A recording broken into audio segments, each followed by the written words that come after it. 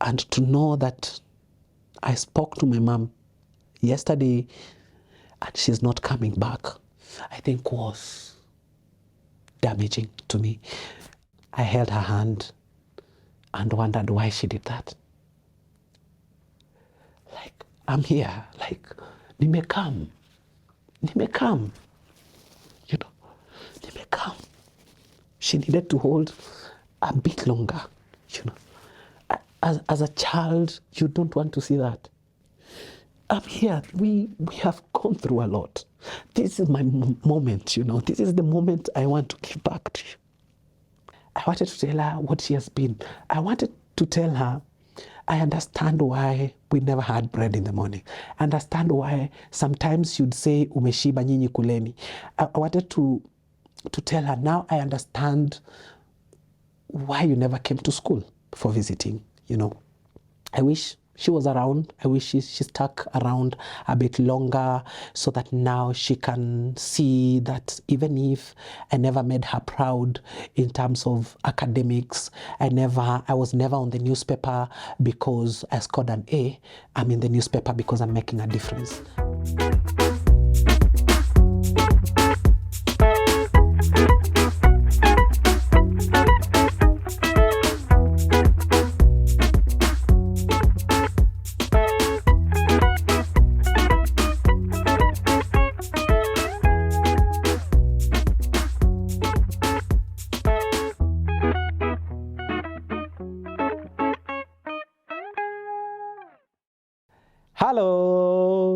Hello. Wait.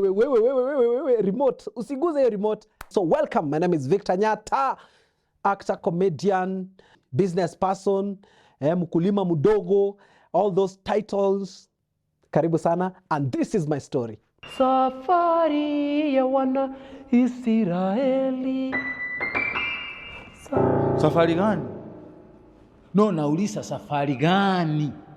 Wana Israeli wagani? Wakati kasi ni kupinya huko nje na kuona na watu wa ulimwengu, alafu unakuja kuimba hapa, unaimbia Mungu mgani? Hiyo ni mbinguni unaenda Maranatha? Yesu yoacha. Atakuja kweli na hizo kisa yenye unaingisha nayo hiyo wimbo? Hawezi. Hawezi. Hii ni mambo gani? Nilikwambia nisikuone kwa vyombo vimekelewa maboko na elders. When you are a kid, growing up, especially for my case, I think it's later on in life when I realized where we were. First of all, I come from a polygamous background. You know, that means that my dad had 2 wives. So my late mom was the second wife. And so there's the first family and there's the second family. So I will tell you how this impacted my life later on in life. But then what I loved, what I admired about what my dad was doing was that he made sure that there was some sense of unity. I never saw at any given point that there were disagreements between my stepmom and my mom. There was that, you know, mature coexistence that was between them. As now we were in town, that is Nyamira town, and my stepmom was, you know, the other side. So growing up, for me, to come back to what you were saying, was really that setup, that difficult setup where there are things that to us were far-fetched. You know, some things like the things now looking back, I feel were luxury. Things like bread, you know, things like wearing shoes to school. And the unfortunate thing, I think, for my setup was, by the time my dad was marrying my mom, it was going towards the time when he's retiring. So I remember the day when my dad retired, you know. So again, that upbringing was, there's breakfast, there's lunch, there's supper, but not guaranteed. You get? So if it's breakfast, there are things we knew we would take. We know uji was available, and on some rare cases, tea. So at that time, maybe I was not mature enough to understand this setup. many times I would be angry at my mom, you know, like why is it that we are not having bread, you know, in the morning? I mean, other kids are having bread in the morning. Kulikuwa na watoi wa madaktari, kuna watoi wa walimu, kuna watoi wenye walikuwa wanafanya kazi kwa DC. You would not even miss to recognize them. They would have socks, safi socks, mzuri imefika hapa kiatu tafis. You know, nice shoe, polished shoe, you know, uniform ni safi, while some of us, uniform ilikuwa ni lazima imalize miaka 4. You get, ikitoboka tu kiraka. And you know, you don't be chased from school juu ya kiraka. That became like, in those, in villages, in those, you know, kind of setups, teachers don't really care much about what you wear, you know, because the first time I wore shoes was in class 8. And the shoes were donated to me by a friend of mine called Patrick, because he'd finished class 8, so he's going to go to form 1. Akaniambia wewe kujia viatu. So that's the first time nilivaa viatu kwenda shule. So that was the kind of setup. So at that point you never think about anything, you know. Sometimes I think for me, having lost my mother, I came to understand why some things had to be the way they were. I was mimi nilikuwa kijana mbaya, mimi nilikuwa mutukutu. You know, let me give you a story. So, bread in the morning was a big deal to me. Yeah, I wanted bread in the morning. Mom, I don't understand why we don't have bread in the morning. So at one point, it's Christmas, you know. And for us, Christmas was a defining moment. It was so lonely for us, you know, because we didn't have enough to celebrate that day. And I said, I remember one time I said, aki nikipata pesa ma Christmas zote zitakuwa mzuri. So this is what used to happen. So Christmas used to be a big deal in the village, because that is the only time, like for us, tungekula mandazi. That's the only time tungekula kuku, mandazi. So mandazi was attached with Christmas. Christmas, yesu kukuni mandazi. Oh, tunapika mandazi. So, being in town, and all the people surrounding us are well off, you would see the shopping they would do. Oh, kuku imekuja, mbuzi, masoda, kreti zimebebwa. And us, we would do, I remember my mom would buy the juice, ya maji, the quencher juice, kale kadogo, you know, tukua tuna mix, and then mom would make mandazi. So on this particular occasion, there was nothing. So I think she bought that small packet of unga and akatengeneza tu mandazi tudogo, tukakula, tukamaliza. There was no kuku, there was no soda, there was no juice, ile ya the one that you naeka maji. So I was, mama pana, we need to have these things. Nikakasirika. So when nikakasirika nikasema, so nimejam. Mimi nilikuwa nikijam, nilikuwa na hasira nikiwa mdogo. Nilikuwa na hasira mbaya. Do you know what I did? Si mama amepika chai, because they would go to church on Christmas and come back. Nikachukua pilipili. Si nimekasirika, mamangu amenijamia, amenichapa, ameniambia utani control kwa hii nyumba. Nikakasirika, so akalock nyumba, because he knew I would mess things. So nikaenda nikafungua nyumba, nikapita kwa dirisha, nikaenda nikatafuta pilipili. Nikaweka kwa chai. Kwa thermos, nikasiaga nikaweka kwa mimi nachapa, nikasiaga pilipili. My dad would take pilipili once in a while. Nikaweka kwa chai, nikafunika. So lunchtime, my mom comes with friends from church. Amewachocha, kujeni kuna chai hapa. I don't know how that played, because I was not in the house. But the beating I got that evening, you know, was nilitandikwa, like hii ni aibu gani umenifanyia. I wouldn't understand why. So then grow up, so all those things, all this. So when I'm getting to class 8, it was a defining moment, because now already I janidonia that, you know, we are not well off. I really need to work hard. The only way would be the school way, education way. So dad retired, you know, dad retired. He was working as a civil servant in Nyamira District Hospital. I will tell you about Nyamira District Hospital. Interesting that is where my dad was working, and that is where my mom passed on. So class 8, when I finished class 8, I had high hopes, man. I I felt like I'm out of prison, you know, all these years ya kuchapwa, ya nini, kufukuzwa, in school, the school was hostile really. Primary school was hostile because at that moment unasikia by the way watu wa high school hawachapwangi, hakunanga viboko high school, so that it comes with the excitement. Oh, high school haina desk, you're not sharing desks, because hata shule bro, shule primary me I think nilikuwa tuna shida. Mimi nishaiwekea mwalimu kioo chini ya kimark mtihani in class. Yeah, let me tell you one thing, one stupid thing we did.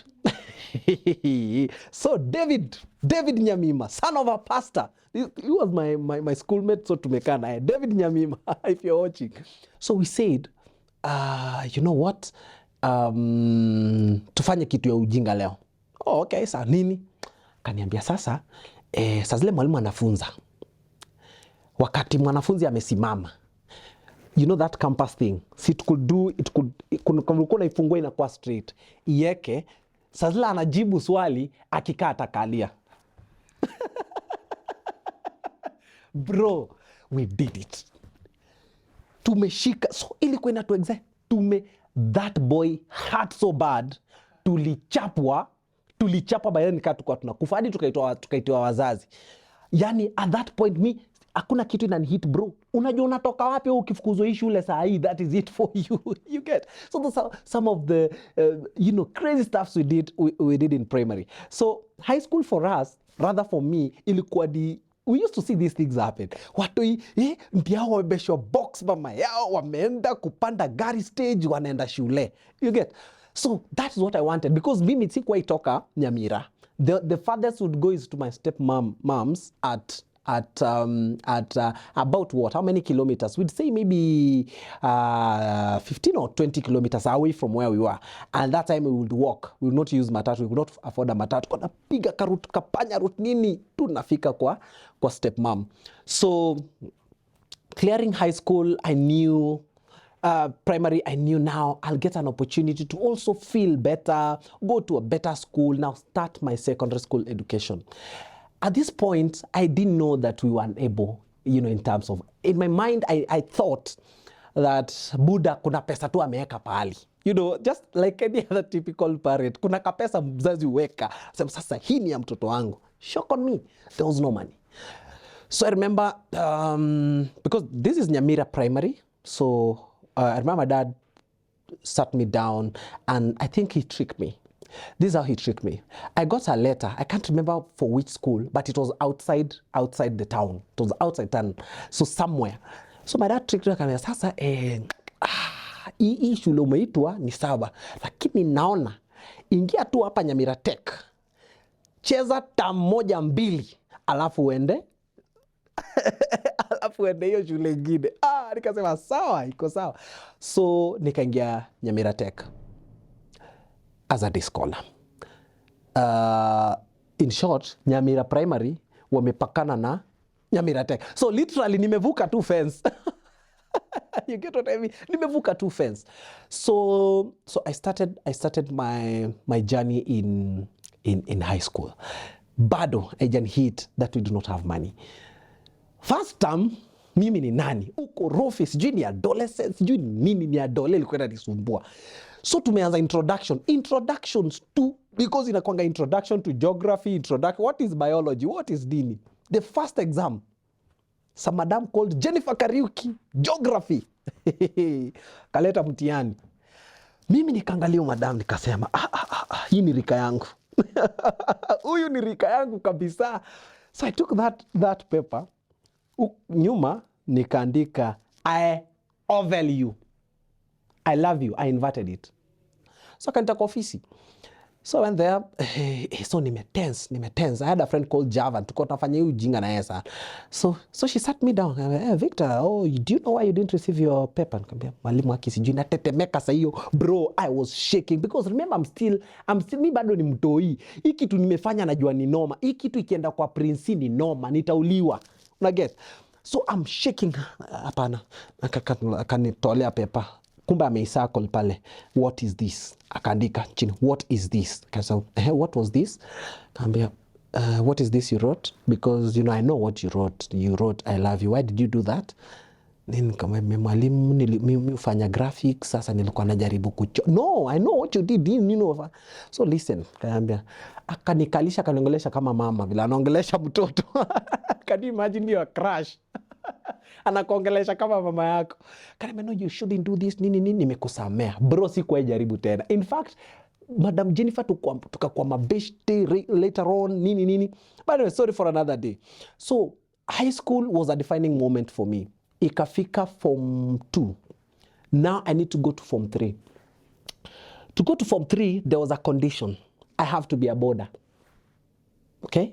The school said any Form 3 and 4, they have to be boarders, so that now they can concentrate on studies and everything else. So transitioning to boarding was difficult because now we had to buy things. We don't have money. Dad doesn't have money. Mom doesn't have money. What are we buying? What are we buying for this? So we bought a box. My dad bought a box for me, a towel, a tissue, and a soap. A box, a towel, a tissue, and a soap. Those are the 4 things. Nilingia nazo high school boarding. My dad gave me 50 shillings. Told me, now, uko na sabuni, uko na tissue. Or I think Colgate was in the mix. Kale kadogo, Colgate and the towel. So they gave me 50 shillings. I was like, what do you mean 50? Nafanya nini 50 shillings? So I was so hard to go with 50 shillings to school as the first pocket money, because tuko na marafiki wanatuambia, mi upewa thao, hiyo thao ilikuwa big deal. Si upewa 2,000, si upewa, nimeenda na 50 bob mse.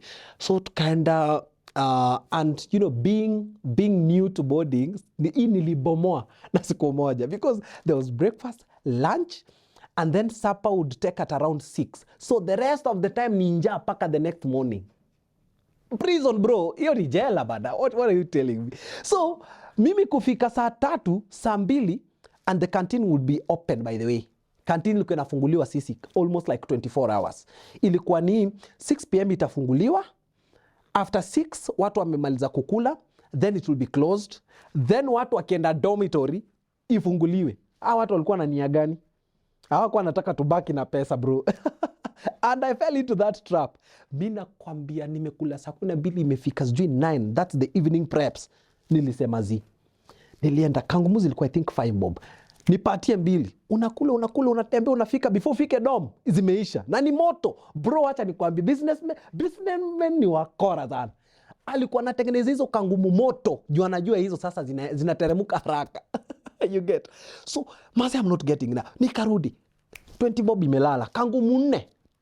Alright, the next day asubuhi 2 wings. Kuna mtu alikuwa analeta mandazi na hiyo canteen. Sasa mandazi ilikuwa ndio tamu zaidi. 4 asubuhi. 40 zimeenda, so niko na 10 bob. 10 bob jioni, avocado 5 bob, kangumu moja, I'm done. So the rest of the time niku whistle. So that's when I started doing the drama. So it was difficult sana for me in high school that I think the most emotional moments for me were the visiting. Because visiting, class played out again, Visiting, wase walikuwa na visitiwa, magari zimepark, reverse park, boot zimefunguliwa ni hotpot. Kuna kitu fulani ilikuwa inaitwa karanga. Karanga ni kitunguu imewekwa kwa mafuta. Hiyo sasa wadosi ndio walikuwa nayo, sawa? Hiyo karanga ilikuwa ni, so when you're serving your school food, ako karanga kanapita juu. Bila fridge, bro, hiyo kitu ilikuwa inalast kwa domi, unasikia tu harufu huko, si yako, hiyo ni ya masonko. So visiting man, I would look at them, I'm like, oh my God, you guys don't know what you have. So as we were on the peripherals, we would sit somewhere and watch, and watch at how life is fair for these people, how privileged they are, So I could count the number of times over the 2 years I was in boarding, my dad or my parents ever visited. They never missed, but they came. But now this is what they would come with. So my dad, since my mom would sell ndizi, avocado, nyanya, so my dad would come to visiting with bread and ndizi. you get mkate na ndizi. My mom never used to come. Later on in life, I realized why. Many times nilikuwa naenda kwa bathroom, the shared bathroom ya high school, na pick sabuni. Wasumsa ameoga, kasabuni kamebaki. I would go pick that up, and that's what I would use to kuogea. So I pack it. Nilikuwa na pile hizo sabuni, the small pieces, then compress them together, they become one big soap. That's what I used to do. Under those circumstances, you're disturbed. You're disturbed as a person. But then with my C, I was so excited. I was excited because now I can breathe. Now I can breathe. I have finished this chapter of this kuteseka nini. Now I can focus on college. I didn't know that still we didn't have a plan. My dad never had a plan. We literally didn't have money. There was no money to take me to college. So one point I approached my dad and I told him, what's the plan? I mean, am I going to school? So he became bold, because now mimi nishakuwa mtu mzee. He became bold with me. Akaniambia, I have to tell you this. I don't have money to take you to college. I'm trying everything I can, but I don't have money to take you to college. And that was a big setback for me, because all my peers were going to college. Bro, ilifikanga time C, ilikuanga I think, is it a year or something? Is it a year or a few months? I can't quite remember. Yenye mnaka nje, then maleta za mashule. Oh, huyu ameenda KU. So, you can imagine escorting your friends to board a bus to go to college, and you're never going to go to college. Unaget? So, wakaanza kuenda. So, kijana nani ametoka, ameitwa KU, wameenda. So, man, you'd watch that and you're like, wow, man, I'm never going to have that. And now Nairobi became a big deal, because now after school, unasikia mabishte zako, mimi nimeenda kwa brother yangu Nairobi. Mimi nimetoka college Nairobi. So Nairobi became a thing. Mimi nimetoka, nimeenda. So I knew that I needed an exit plan. An exit plan in terms of kitu toko hii situation. So I said, with my C, I can start applying for jobs. So every day I would go to the newspaper, get a newspaper, tafuta peruzu, unapata cleric officer, office assistant, hizo nili-apply. Me, I think hizi maofisi za Nairobi government office, they need to check out my name, Victor Nyaata. Ebu mutafute kwa files zenu nyinyi, ma CV zangu. So I knew nothing is coming out of this. So I said, I was good in drama and everything else. So, and I was good in grammar. English na Kiswahili zote nilipata A. Nikasema, you know what? Let me start writing. So I started writing. So Daily Nation ilikuwa na section ya buzz. So buzz kulikuwa na section ya maoni ya watu. Nikaanza kuandika, natuma kwa email. The first time my article was published, I was over the mood, bro. Nilifurahi. Jina yangu iko kwa gazeti. Amkeni, jina yangu iko kwa gazeti. So I started doing that every other time, every Sunday. My idea was that I will write so much that Nation would recognize me. Na wanipe job ya kuandika. That never happened. So that strategy imegonga mwamba. So I became desperate. I became desperate because now my peers have gone to college. Nimekaa nje karibu 2 years. What am I going to do? Tunateseka home. Hakuna food. Unashindwa, what can I do to change this situation? How can we ever change this situation? Sieti tulikuwa na ng'ombe ama kuku yenye can generate money. Tulikuwa tu hivyo. So one day I spoke to a teacher of mine. Alikuwa anafunza English and he was blind. His name is Mr. Ogito. So I told him, I'd like to assist you. He can't see. So I want to be your aide. And he gave me a job. Kaniambia, that's okay, come. Takuwa nakulipa 700 a month. Bro, I was so saba, at least neza buy unga home, yeah? At least neza buy something. So nikafanya kazi na yeye Nyamira-Tech. After that, he got a transfer to Kereri Girls. I tell this story to people wonder, how did you end up at Kereri Girls? So I go to Kereri Girls, I'm working for this guy. No, at least, vitu zinakaa kidogo, but still it's a struggle because 700 is not a lot of money, you know, you'd if you think about it, but it was something that I felt nice that I'm doing something. So moving to Kisii was a big deal to me because now nimetoka home now, na board bus, hata mimi na board matatu naenda Kisii. So we went and worked for Kereri Girls for a year, and this thing is not working. So I said, while I'm working, I want to study.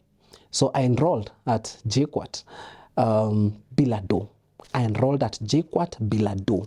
Nilienda nikalipa application fee, nika-enroll, and I was actually admitted.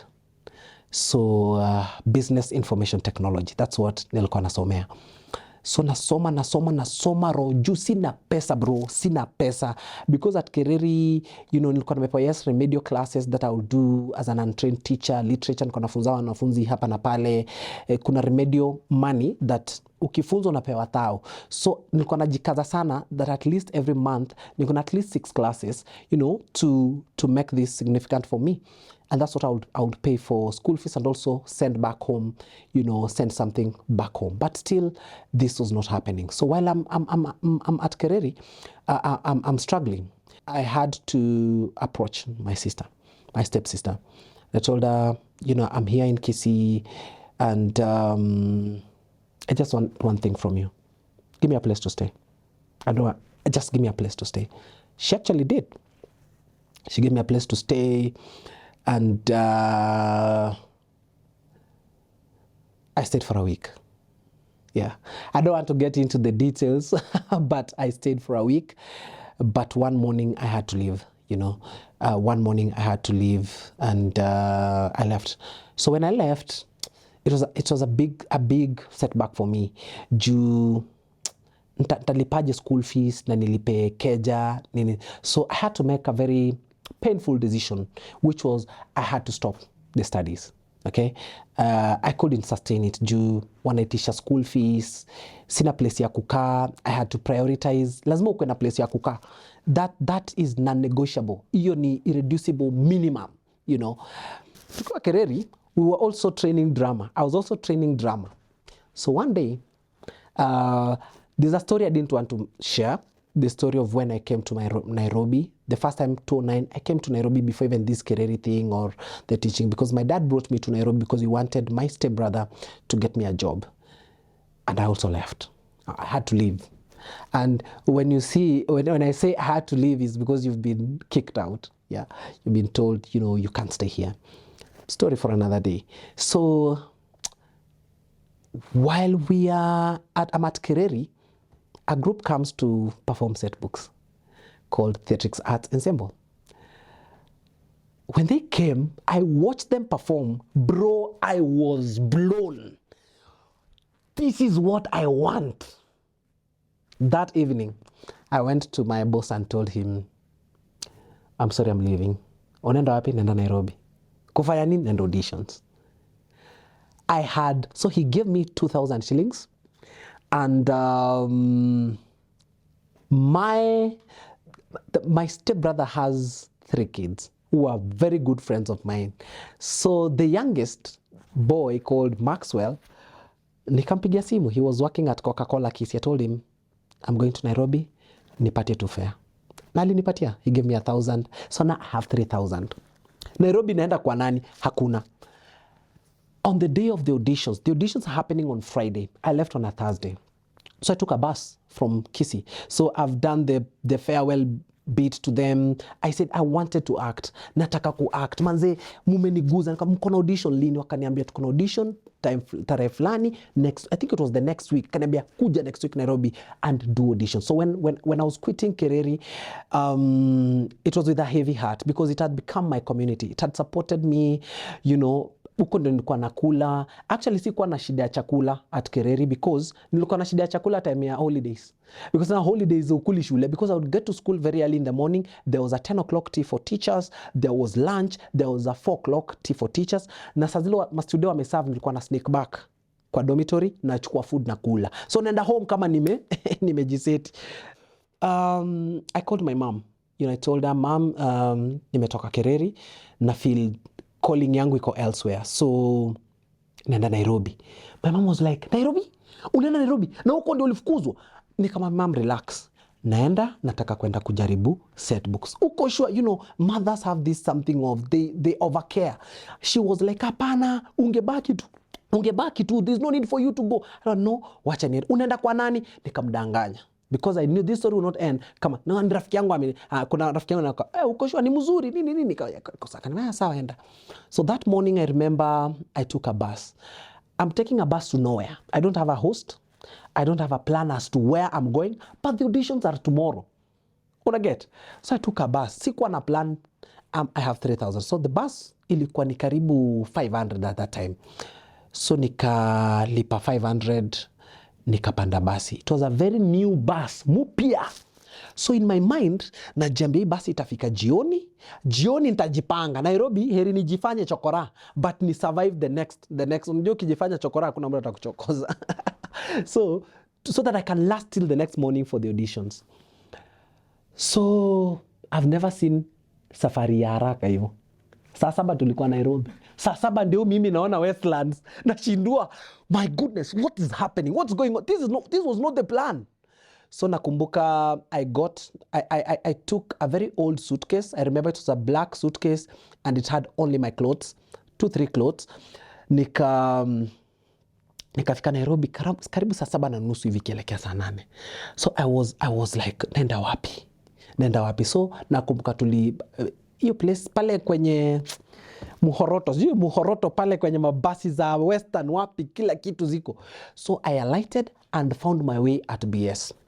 So nikaka BS at some bench. So I don't have anywhere to go. So I was really calculating my moves. So nikaka hapo to around 4 o'clock. I'm seeing people leaving work. Wanapita BS. BS was busy. And hapa there's a pastor preaching. So nangalia wase wanaenda home. Naambia, hey mazi, you guys, you don't know what you have. You guys are going home. Wewe vile unapita hivi unaenda nyumbani. There's a place you're going to sleep. I didn't want to reach out to relatives. I didn't want to... That's how, based on the experience I had with them. So I didn't want to reach out to them. So I said, whatever it takes, talala kwa hii bench. But nikasema hapana, let me make a few phone calls. So I started making phone calls. Nani, niaje? Maze niko Nairobi, maze naomba tu unipatie place nilale tu leo peke, kesho narudi. Because I didn't know that I would pass the auditions. Because me, I knew I would come for the audition. After that, I take the bus back home. Home I'm welcome. Home hakuna mtu atanifukuza. Naambia, manze, ungekuja last year bana. Mimi nimeoa. Na tunaishi kwa single room. Gani hizi tena? Napigia mwingine. Mimi niko campus bwana. Mimi niko campus na tunaishi hapa wanaume sijui ngapi na sasa wewe si student huwezi ingia. Then kajaribu. Nini nafanyika? Pigia huyu. Nothing was coming through. So I said, ni sawa tu. I don't want to be a bother to anybody. Nitalala hapa. So this pastor was preaching. So mimi namsikiza. Mimi I was on that particular day nilikuwa congregant, nilikuwa kondo huyo pastor. Ninamsikiza niko hapo. I have my suitcase here. Sijakula lunch. Ido niko nayo hii 2500. Hata huwezi afford kukula kitu yote because ujui plan hapa ni gani. So while I'm there, I remembered that there's a guy tulikuwa tumefanya job na yeye Kereri. And I called him. Told him, bro, niaje mazee nimekwama. That's all I told him. Kama umekwama wapi? Niko Nairobi na bro nimekwama. Sasa ni 6 o'clock hivi. Akaniambia uko Nairobi. Panda basi kuja paka Ruiru. Ati umesema? Panda basi hapo pali uko BS. Panda basi pita tu nyuma hapo BS kuna gari za Ruiru. Ingia kwa ukifika Ruiru stage nipigie. That was the biggest moment for me. Mtu amekubali niende kwake leo. Nilichukua suitcase nyuma basi hii nikafika hadi Ruiru. Nikapata jamaa ameningoja, Ibrahim, I'll never forget him. Akanipeleka pale alikuwa anaishi, ni student, so wako na hostel Ruiru campus, KU Ruiru campus.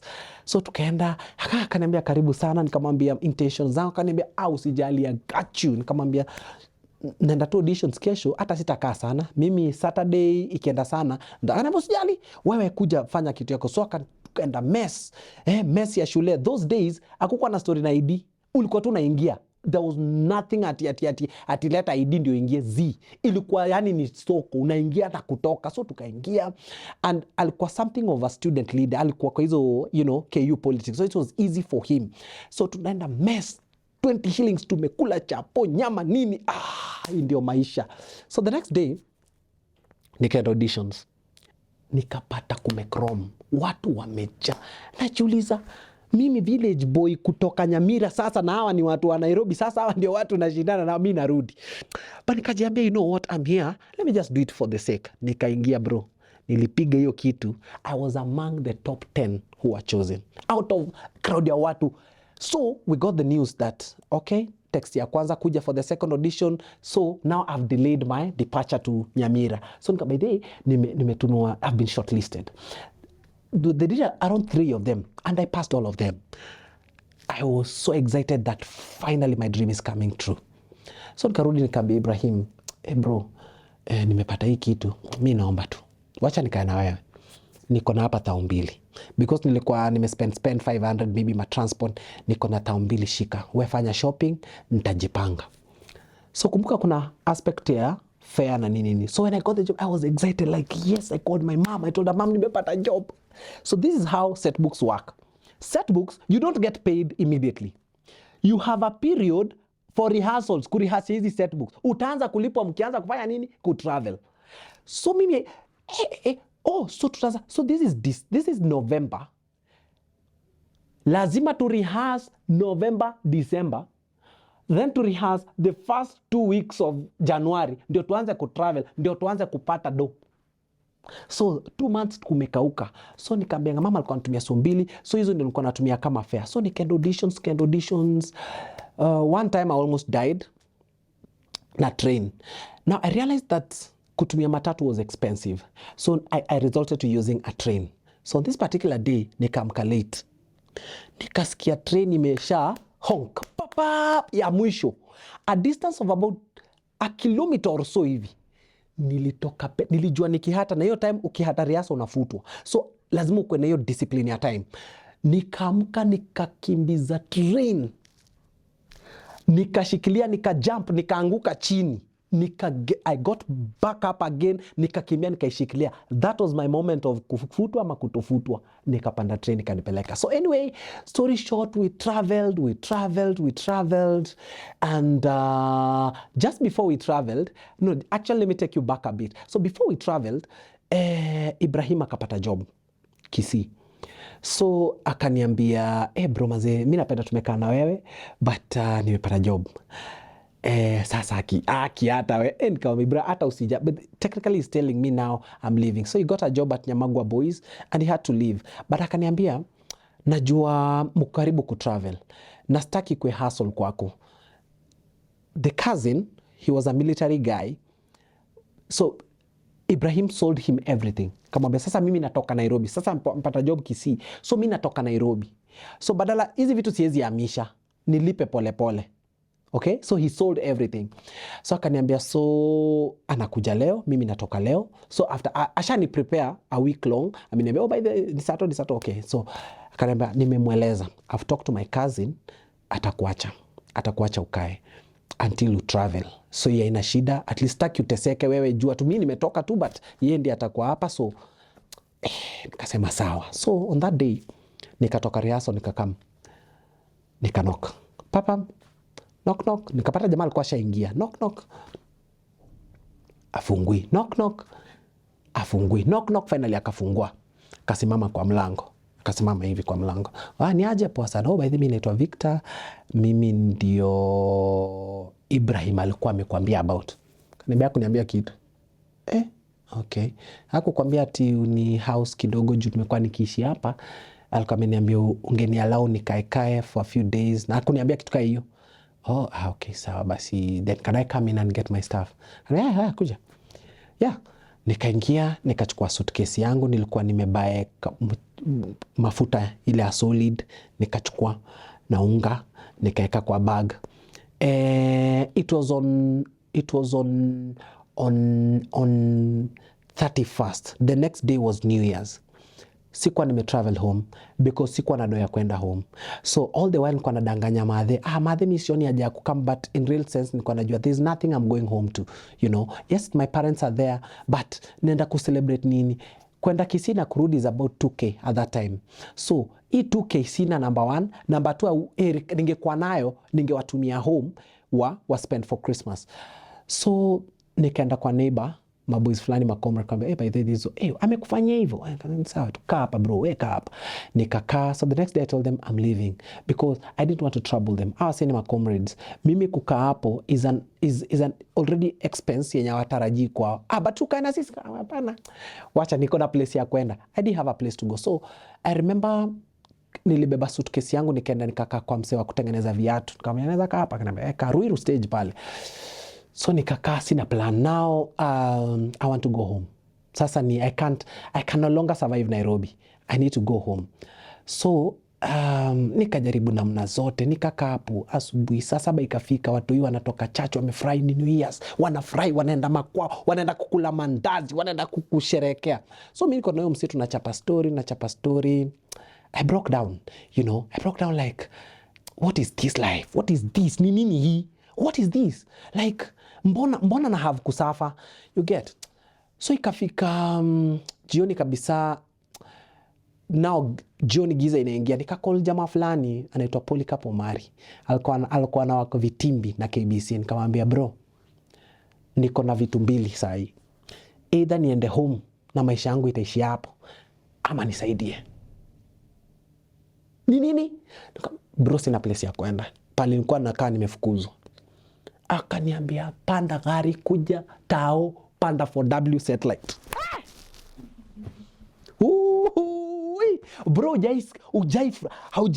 hujaiona ni kama umewin $1 million. Nilichukua suitcase nikapanda gari nikaenda hadi Tao, nikapanda 4W City Hopper, ndio hiyo satellite. Jamaa akanikujia akanipeleka kwake. Man, I was excited. Now sirudi home. Nikamweleza story yangu, akaniambia sawa nitakupanga. So nikalala kwake on that night. The wife had traveled mashambani because it was hizo mbwembwe za shamra za. So nikafanya nini? Nikalala. The next day akaniambia sasa nataka nikupeleke kwa wanaume. Kuna nyumba nalipa. Okay? Nimeweka 7 guys in it. So utakuwa mmoja wao. Jipambana, mimi nitawalipia nyumba, nitawabaia food. I'm like, kabisa master, kama kuna chakula na nyumba sorted, story na fair nitatembea. So akanipeleka. So nikafika hivi around, akanipeleka, ni sasa weka hapa tulia, vijana wanakuja. Jioni wacha watu waanze kufurika kwa hiyo nyumba. The first person, the second, the third, the fourth, the last person to enter is Cyprian Osoro. So that's the first time I met Cyprian Osoro. So akaingia, simujui. So mimi napitia mistari za set books. Tuko karibu kutravel, kumbuka ni December 31st. So in the next week or 2 we are traveling. So nikupitia mistari niko dedicated hapa. Kidogo naona Cyprian pia ametoa set book anasoma. Bro, kwani nini unasoma in set books? Kwani wewe you're a set book actor? Na wewe hata mimi mnariasia wapi Arboretum? Na nyinyi Arboretum. Haya. Sawa basi. Kesho tutatoka pamoja, sawa, because sikuwa najua route. Kumbe Cyprian Osoro maisha imemtandika huyo kijana, mkimuona hivyo. Maisha imemtandika. Mimi nikifikiria jamaa kona plani ya gari, ni kaguu. Tumepiga kaguu kutoka satellite paka Arboretum. So tuko napita Kile, tuko napita Odhaya, Kawangware, Odhaya, teremka, enda Kileleshwa, shuka Kileleshwa, pita kwa wadosi, yani pali unaona hapa tutawaifika hata tufanye nini, tunaingia Arboretum. So when tuliingia hapo, Cyprian akaenda zake na mimi nikaenda zangu, because wao walikuwa na rehearse different spot in Arboretum na sisi a different spot in Arboretum. So as we are rehearsing, some guy never shows up and he was fired immediately. Nani haja kuja, mtumie text mwambie sikuje. Na by the way mkisikia mtu anafanya set books anataka roll, mniambie. Nikamwambia ninajua mtu amefanya set books, anafanya hata sahi. Ako wapi? Ako hapa chini. Akasema enda umulete. Nikikimbia nikaambia Osoro kuja, because Cyprian had that group walikuwa ni zile groups aziko developed. But theatrics is and was a big deal. Hapa, it's very professional. Hapa, they're doing things professional. So Osoro comes. Immediately is given a script. Kumbe ile role alikuwa na rehearsia last night is the same role yenye msee amedropiwa. Cyprian blended in perfectly. So here we are now, two of us in the same house doing the same thing. We are looking forward to traveling. Sasa kumbe time yote nyumba haijalipiwa.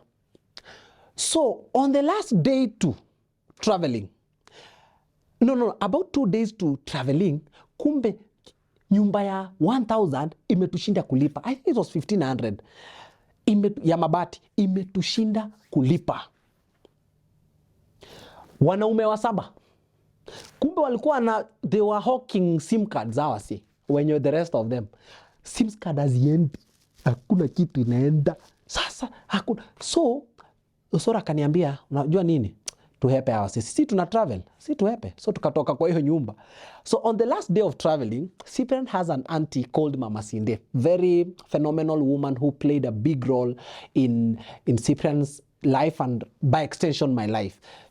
So akampatia mahindi korokoro moja. So we knew that our tool of trade at that particular point ilikuwa hii mahindi korokoro moja. Hatuna hata fare kutufikisha tao the next day because tuna travel sasa. Tunaenda kuanza setbooks mashule. So hii mahindi korokoro moja tukaipeleka tukafanya barter trade. But hatuna place ya kukaa. Cyprian nikawa akona uncle yake ambaye ni watchman. So he works at night, during the day ako hapo. Cyprian calls him. Akamwambia, by the way aje kaa. Sisi unakuanga usiku. Please allow us tulale usiku. By the time unakuja saa 12 promise me hutatupata. Akasema sawa. Akasema sawa. But on one condition. Msijaribu kuguza unga. Ni kitu nimewapatia ni kulala peke yake. Sawa, just come and sleep. But do not touch unga yangu. Sasa sisi na kierere yetu tukaenda tu, alikuwa na unga na omena. Actually, kaportion tu kadogo, you could tell this is a person who is hand to mouth. Ni wale nitanunua kangu kasapa nikimaliza kesho itajipanga. So tumelala hivi saa 2, saa 3. Ainja ikazidi. Bro jani mbaya. So tukapiga hesabu, si kesho tuna travel. What's the worst that can hata tupiga risasi? Si ndio washa stove. Piga sembe moja kubwa. Hiyo mena yake karanga tulirarua. Tulibomoa hiyo food bro. So when we did this, so si asubuhi kafika tukatoka. Kukuja akagundua hapa kumepikwa. Akatupigia simu akatuambia, yani mumenifanyia hivi. Haki tusipatane na nyinyi. So ajui sisi tumetravel. But anyway we traveled. I made 9,000 in 3 months. So I came back to Nairobi. Kumbuka kurudi Nairobi wale wasee tulikuwa tushawahepa. Ile nyumba ilishafungwa, kila mtu akaanza job yake. So I knew that I had to do something about it. So nikaenda nikatafuta nyumba ya mabati. I have 9,000. And nikapanguza nyumba. Ni madhe akaenda kasha, so utaka hapa nini? Sawa kijana. Na tusisumbuane rent. Kaambia mama kama kuna mtu atakulipa hata before itishi ni mimi. Sasa hiyo najua. So the next day, so nikalala kwa floor. So the next day, this mwenye nyumba akakuja. Nikasikia hapo nje akiongea, na by the way, so alikuwa anatembeza caretaker or something. Na by the way nyumba imeenda, so huyo kijana atakuja. Nafikiri anahama leo, anaingia leo. So akakuja. So I think they wanted to check the house so that by the time I'm coming nipate nyumba iko ready. So akapata imelokiwa ndani. Ala, kwani hii nyumba ni nini? Knock. Nikaomba by the mom niko ndani. Kashanga, na umekuwa hapo umeingia sasa? Nikamwambia hapana, nilala hapa. Ulilala hapa? Ulilala wapi? Nimelala tu hapa chini. Akaniambia because unahama saa ngapi? Nikamwambia nimeshahama. Nishahama? What do you mean ushahama na sioni kiro? Nishahama. Akaniambia she left. Akaniambia sawa, akaenda. So nikakaa. So my plan was ni buy sufuria, stove na nini. So she came back. She comes back again. Akaniambia kijana kuja. Nikaenda. Kanipeleka kwake. Akafungua store. Akatoa carpet fulani mzee. Woolen carpet. Kama hii. Carpet tu hizi za kawaida. Si ile ya plastic. Hii. Akaniambia kijana, enda weke hiyo carpet. Na akanipatia mattress fulani mzee. That was the first time I had my own place, bro. Akanipatia, nilifurahi. Nilieka, sasa at least nyumba iko na carpet, nyumba ya mabati iko na carpet, ndio hiyo. Mattress mzee, nikaenda na duvet mzee. She gave me a mattress, duvet na carpet. Nilifurahi, nikazifua, zikakuwa safi, so hapa ndio nalala. So maisha ikaendelea, nikabuy stove. So kumbe time kunanyesha, nilikuwa karibu na choo mimi. So my house ilikuwa ndio last imeshikana na choo. So kukinyesha, ile maji yote inaingia kwa choo, inajaa, inarudi kwa nyumba. Look at you. Inarudi kwa nyumba. Mimi nilikuwa naishi na konokono. Sawa? Konokono ziko hapo, hamtasumbuana nazo. Nyote mnateseka. Because nyumba za mabati, so konokono ziupenda places damp and cold. My house wasn't damp, but iko place ya baridi because hapo ndio kuna bafu nini. So they would come all the way zinaingia kwa nyumba. Unaget? So anyway, nikaishi nazo, dealt with it. I started making at least trips home. Unaenda, you can afford sasa kufika home na kurudi. So after some time, then God akakuwa faithful, nika overdo set books. I said, now set books imalizana nazo, so let me start doing public shows. So I quit. I remember quitting set books was a big deal juu sina plan, but na feel me outgrow, unaget. So I outgrew the set books, nikakaa kwa hiyo nyumba ya mabati, nikateseke hapo, sometimes you lack food, there is nothing you can do. Then my brother joined me under circumstances that I don't want to talk about, but then now I have my brother with me, and now we have to live. So nikamwambia sasa wewe jitume na mi, so vitu kidogo from that nikaingia Heartstrings Entertainment. That is where sasa nilianza usanii yangu. So while this is happening, rarely would I go home because ilikuwa naenda once in a while. My dad is aging at this point, so I remember one time nimekaa Nairobi 1 year. So the money I would think of sending, nilisema wacha badala nimetuma ndio, but wacha niitumie kwenda home. So when I went home, something had happened to my dad. My dad the previous year had been diagnosed with diabetes. So when I went home, ilikuwa ishaanza kumuaffect, ashakuwa na dementia. So my dad doesn't recognize me. So I'm going home, but dad, this is me. My dad anirecognize, ajui mimi ni nani. We ni nani? Bro, I was broken. It took me time to embrace it. Juu sasa na age, sasa nikaanza kulive nayo. So now things are happening. Things now are happening left, right, center. So my dad losing memory or having that dementia ya kusahau, ilini affect. When you're growing up and when you've started to do something, you want your parents to be proud of you. You want them to see the progress. You want them to, you're able to afford something for them. I wasn't having much because bado na struggle, but that thing broke me. It broke me because you can no longer recognize me, So that time I remember one time tulienda naye kwa bank because alikuwa anapata hizi vitu malipo ya uzeeni 3,000 shillings. So tumeenda naye, withdraw do. The day I knew it was bad. So nikachukua do, so tukatembea.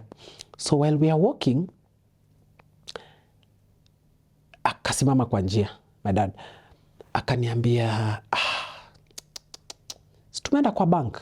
Nikamwambia, nimepoteza pesa. Kama, what do you mean? Kaniambia, naona ni kama tulitoa do, but sina hiyo pesa. Naona kama pesa tumetoa, but hiyo pesa imeenda wapi? So mimi niko na hiyo do. So tukaenda. So it was so bad that my dad would get lost. So sometimes unapata babangu alipotea home, akaenda amepatikana sijui wapi nini. So my step family we had to contain it. So tulimpeleka Ocha, tukamtoa Nyamira because Nyamira alikuwa anapotea. Alikuwa anatoka, my dad was hard working. So yeye atakangi kukaa. So alikuwa anatoka, anaenda. So akienda unasikia budangu amepatikana sijui 5 kilometers away, 3 kilometers away. So amepotea. Anaulizwa mkako sero, where are you going? Osero, where are you going? Ati mimi naenda tembea, naenda nyumbani. Sasa hiyo ame lose sense of direction and all that. So tulimpeleka kwa home care. But then, you know, I started to grow my art. Ikaanza kujipa, bro. Ikaanza kujipa. So the first big money,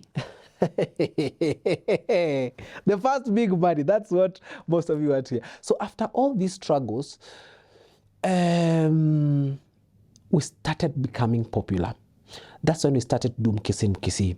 And mom was proud of me. Mama akafurahia. So tumeanza kujulikana. So tumeanza public shows. Now nimeanza kuget 20,000. So one time, after the launch of Mkisii, because Mkisii, we did it in 2015-2016. We are the pioneers of the online content creation. Because hapo ndio around your time ilikuwa imeanza. Hata kwa Kisii, sisi ndio tulikuwa wa kwanza kunini. So tumefanya hii kitu Mkisii. Now we are living with Cyprian. Yeah? Cyprian has also moved out from the auntie. So tuko na nyumba adjacent to each other with another gentleman called Mr. Bloom.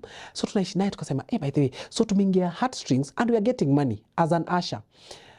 I was denied stage in Heartstrings for karibu 3 years. Hawakuwa nitaka kuniona kwa stage. Hawakuwa niaminia. But the day they gave me a show, it was the best show that we ever did. So, Osoro tukakachika, nini tunaweza fanya Wakisii? Hebu tuongelele landlord. So we sat kwa Kamawe tukapiga video ya landlord. It went viral. It blew up the Wakisii wote nini ikakwa tukafanya apili. So ikaanza. So while we are doing this, we got our first gig from Citizen View sasa. So tukaitwa. Tukaambiwa sasa, we like what you guys are doing. We are doing this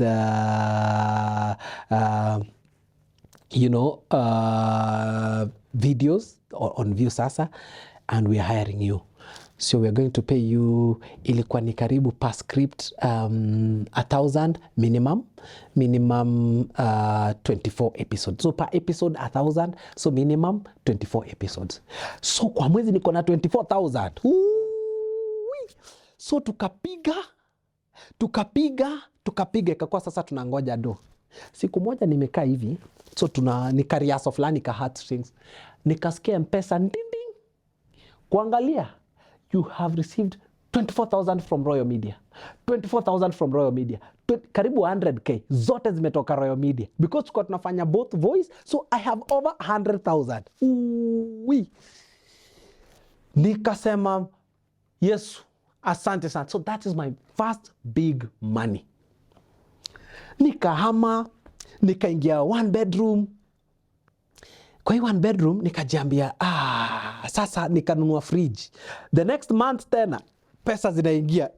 Lala. So we were doing this period, kulikuwa na season 1, season 2. Bro, I made significant amount. Hizo 100 zilikuwa zinakuja, nimelipa nyumba, Mahadhi sasa naanza kumtumia do. Mahadhi kwanza amekuwa celebrity huko home, nini. So nikaanza kuona hiyo progression. So later in 2020 tukajiambia as Mkisii we need to do something. Let's do a public show. Ya Wakisii. Yes, let's do it. Tuka-announce Ensache Nkungu February 8th, Mkisii presents. Tukapiga riaso, bro, when time ya show ilifika, the show was totally sold out. Watu walikuwa nje wakakuwa wengi kuliko wenye walikuwa na. Tukapiga show, Mkisii kwa talk of, tukasema God, ndio hii. Asante Yehova, umenionekania. So before then, I want to take you to my story of marriage.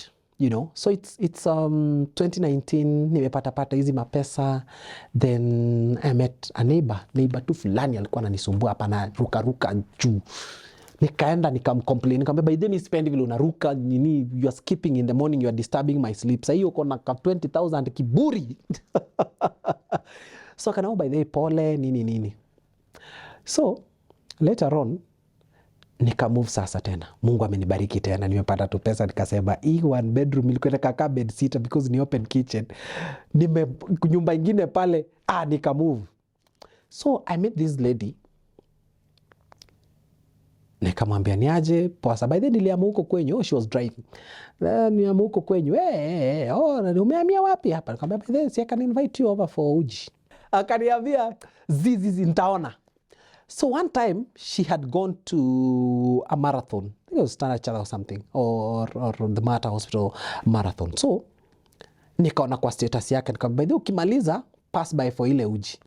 Akacheka. So mimi niko hapo tu kejani. She texts back. Niambia, oh, by the way, are you serious about that uji? Kamwambia si nikajua imeivana, nikasopia kuja, okay, I'm coming. Nikakimbia kitchen, osha vyombo haraka, tumarashi kwa nyumba. Mrembo akakuja. To cut the long story short, she ended up being my wife. So the bond became so strong. Huyu ni neighbor. She was my neighbor. So Penina, she becomes my wife. Now I had a decision to make. I had promised myself that I wanted to do a wedding. And we didn't have money. So through the courtship period, na yangu hata ikukaa sana, by the way. Mimi hatu kujuana ati ile sana. Mimi, I think it was the shortest ever, and the best ever. So my wife, tukakaa chini tukasema, wacha tufanye rurashu. Bro, one of those instances zenye nimepata sijui ni 100 na kitu. Dedicated them all for. I did a very big rurashu. We brought a village to mabeste zangu wakaka. Magari zimefuatana hivi. Machakula, they fed so well. Sa hiyo mahari sisi tunajua kwa mfuko ngonge. She comes from a very nice family, a very, Christian family. And I have never seen my mom that happy. My mom was excited for that occasion, Ati ameona kijana yake amefanya rurashio. Nilifanya rurashio, bro. The big mama hakuamini. Aliniuliza, ni marafiki zako wote watu wote umetoa wapi? Nikamwambia, mom, relax. Niko na marafiki. So, because we didn't have money and budget constraints, we said we had to do a wedding. So, my rurashio and my wedding was 1 week apart. So on my wedding, yes, tumeingia into this relationship, but also budget sasa zinaanza kukudrain. Unaanza kuona like hii event imetake a lot of money. How my wedding was, I think it's the simplest wedding I've ever seen. Juu sisi tulienda church, tukongelesha pasi akatukubalia, and since we didn't have enough money, what we did was we did a lunch. We said tutaenda tushikanishwe. After that, we take family for lunch because our wedding was on Friday. Watu wengi walikuwa makazi, thank God. Ilikuwa ni relief kwetu. Then wase wakule lunch. A very simple lunch. So tukaenda, we did the wedding, tukashikanishwa, then close family members tukaenda Thika Road for lunch, and later on tukaenda dinner for you restaurant, tukakula chakula za Chinese nini because it was cheap. That was the only place ilikuwa cheap. Sasa heri mukule Chinese, lakini sasa nyinyi at least mumekula kadina. Let me tell you how bad it was. We were so drained that on the day of my wedding, on the day before my wedding, I didn't have a suit. Sikuwa na suti. Na mimi sikuwa ati na best man ninizi, ni church ili provide. Na vaeni vile mnataka. We didn't have a theme color, we didn't have a reception, we didn't have anything. Unaget, sisi ilikuwa tu church weva tu vile unakuja. I think hata church watu hawakuwa wengi. A significant number. So I bought sodas for church. Soda nao walikunywa, ndio wasikuje wapi? Ndio wasikuje kwa reception. The reception, the luncheon, ingekuwa ni aibu. Juu atungefeed hawa watu wote. We had a very specific cut of number that we needed. So I remember on that day, I didn't have a suit. Tumekuwa overwhelmed, tumeruka hapa, tumekimbia, ma certificate nini. So my wife tells me, by the way, baby, you don't have a suit. Nikakimbia Isli, nikabuy suti ya 2,500. 2,500 was the suit I wore for my wedding. Gown. A gown would cost 30,000. A friend gave us a gown. Our best man, who was a pastor, bibi yake walikuwa wamefanya harusi. That was the gown that we used on our wedding. Part of what I want to do, I want to do a big wedding. Very big wedding and a very big reception. That's what I want to do in the near future. to compensate of that kind of thing that ni compensate, yani hiyo nao naifanya liwe liwalo pale kwa wedding. So it happened, you know, people fed, and it was not a big ceremony as you'd expect, but for us it was important because we wanted to do it the right way. We wanted to just not skip this important chapter of our lives, and that, you know, my wife really wanted a wedding thing, and we couldn't wait longer. And now that you know, tumemaliza Rorasho, which was big, instead of sending my mom back, my mom came with my cousin. Those are the only people who were present at my wedding as far as family is concerned. So sikutaka arudi, then it would be a big hassle to have them back. Not that my extended family hawange come, but wangekuja at my expense, especially from my mom's side, for example, or even my dad's side, something I couldn't afford. So I wanted it to be the simplest thing ever, just close family members. And that's what I did, my mom and my cousin. So I maintained them in Nairobi for the wedding, you get. So the wedding happened, you know, beautiful as it was in its own capacity, nini. Then photo shoot. A relative did photo shoot for me. So there's the issue of honeymoon, you know. Ideally, when people finish a wedding, Mombasa, Zanzibar, Wapi, you know, people even fly out for their honeymoons. Do you know where I went for my honeymoon? Hapa, Magadi Road, Rongai. Somewhere before, after, how is that place called? Hapo tu after Kwea. So we booked for 2 nights. And I was working. We were having a show that evening. I went to the show on my honeymoon. Yes, we went for the show. So nilikuwa natoka na wacha wife, naenda na perform, jioni narudi. So we stayed there for 2 or 3 nights. Na tukarudi home. So after that, you know, I processed my mom to go back. So little did I know that was going to be the last of my event that my mother would. So anyway, we started, because we were totally depleted in terms of money. We opened the bahashas. The family had tried to support, especially my wife's family really came through for us. I would say a bigger chunk of the money came from them. I gave my mom money to give me. Unajua ndio aibu. Unajua aibu. I gave my mom money to give me on that wedding setup thing. You know, shika hii pesa unanipatia. Ama shika hii pesa in case, you know, kama familia zingine zinatoa pia atoe. But anyway, fast forward to my son is born, struggled. I'm privileged because we were able to stabilize a bit quickly, and that my wife was working and I'm also doing these other things was significant, because now ilikuwa rahisi ku assign roles and really make it happen, because yes, all these things had ilikuwa imetumalizia do kabisa, but sasa ni kwanza kumbuka bado I'm not getting big monies. I'm still getting to 50,000 nini, small monies, 30,000. So as we are stabilizing nini, a chance of an opportunity, a lifetime opportunity comes, as I called it. And I'm lucky that it happened when my mom was alive. So I go to some random auditions, and I'm selected to do an advert. Ninafanywa wapi? South Africa. So when I called my mom, she was super excited.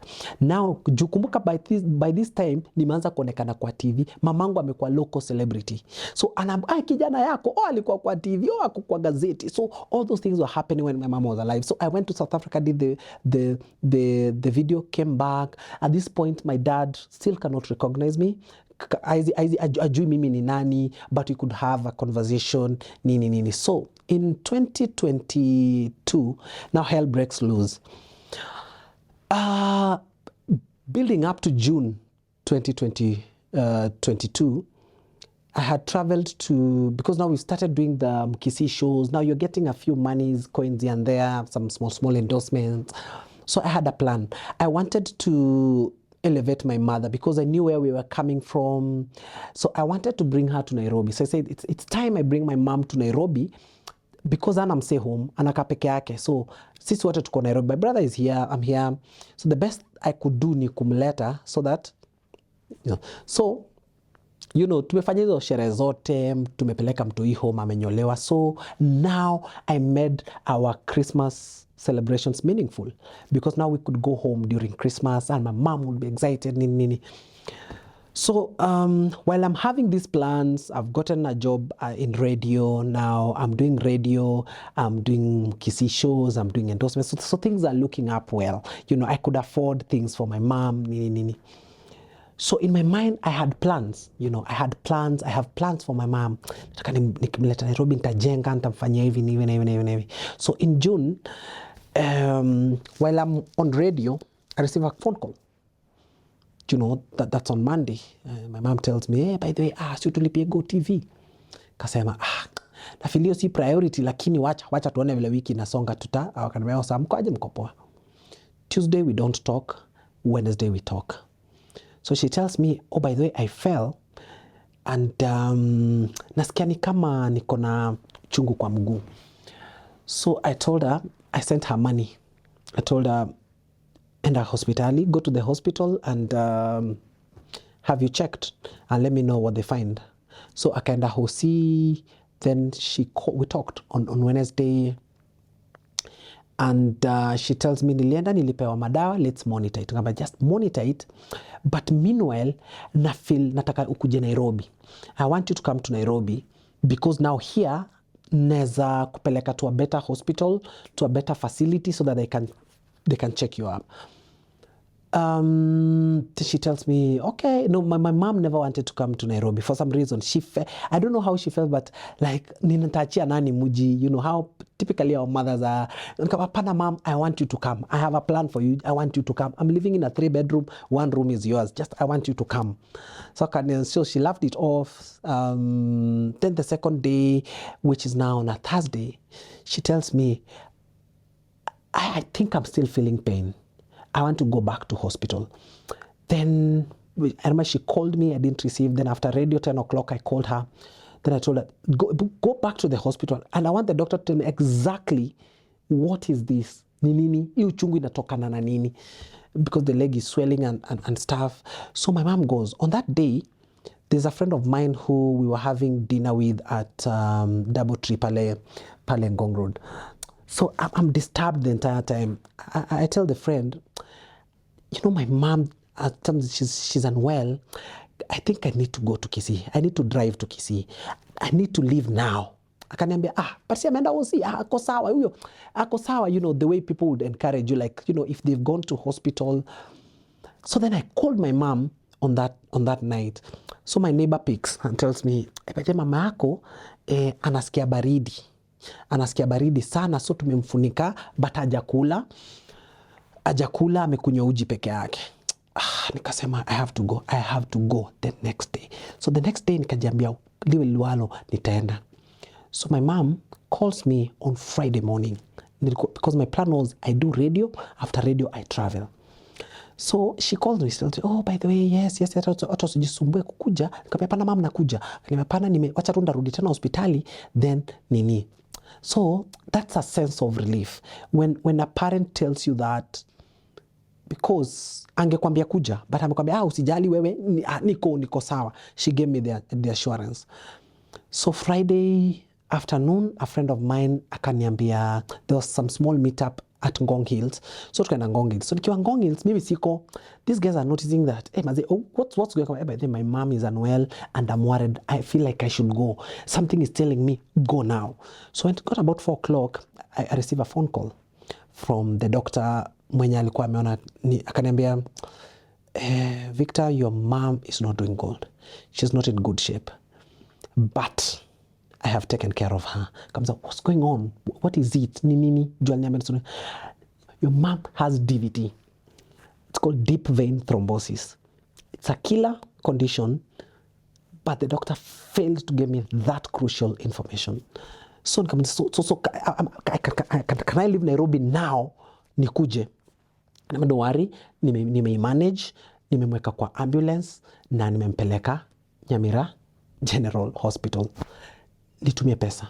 So I sent him the money, please take him to hospital, take care of him. Kana nimempeleka hosi. So I called some other cousin of mine, told her, please go to the hospital. My mom is there. So when I went home, my wife told me, I think it's more dangerous to travel at night. Now that she's admitted, let's leave in the morning. You get? Remember, I've spoken to my mom in the morning, Friday morning. That was the last time I ever spoke to her. So, Sato, tukafanya nini? So, we wake up and my son gets sick. Alikuwa sawa Friday. My son gets sick. So, because ideally kwa tuamke mapema 4, we leave at 4 so that we could get in time to Nyamira, and my idea was nimtoe general nipeleke. So in the morning my son is getting sick. We said wacha tumpeleke Narok.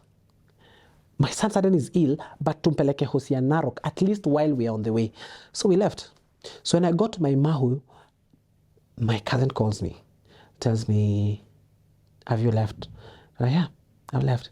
She tells me, your mom can no longer speak. She's not speaking. I drove the entire time crying. So I drove, nikashikwa mara ngapi? Mara 3, speed.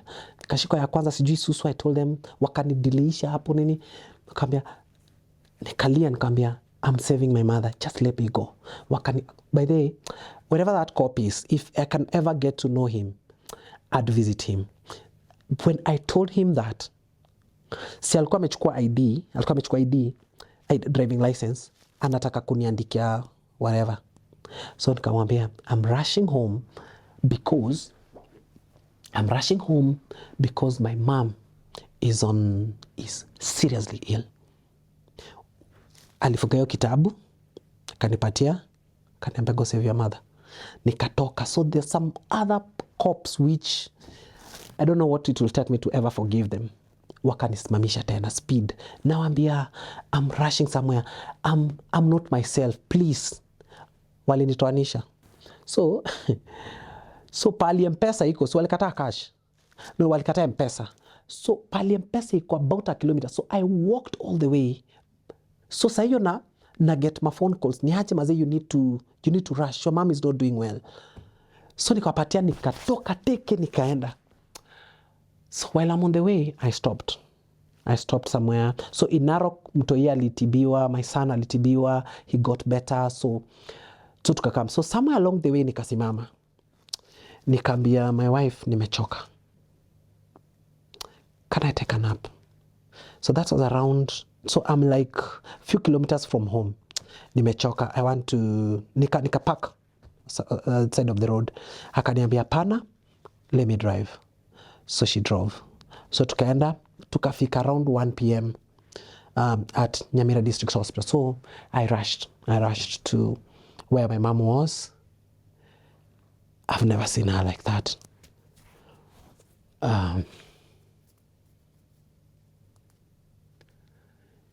So when I entered, I saw my mom.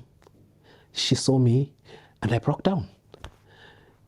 And she was in such a bad state because by the time nilimuona na akaniona, there was some sense of relief from her. You could tell my savior has come, my savior has come. Here is my savior, I broke down. So while I'm breaking down, my mom, her leg was so swollen. She can't talk, so she gave me signs, don't cry. Give me signs of, no, don't do this. So mimi nishakuwa overwhelmed. There were some people who had come to see her, and I went to those doctors, like, what the hell have you guys done? Now they are recognizing me. Now they are knowing, ni wewe tu kujua ni mama. I'm like, no, like, you guys, what have you done for my mom? you know, ati unajua tulimwandikia madawa nani mliandikia ziko hapi, give me the list. So they gave me a list of madawa zenye walikuwa wamemwandikia. I dashed out.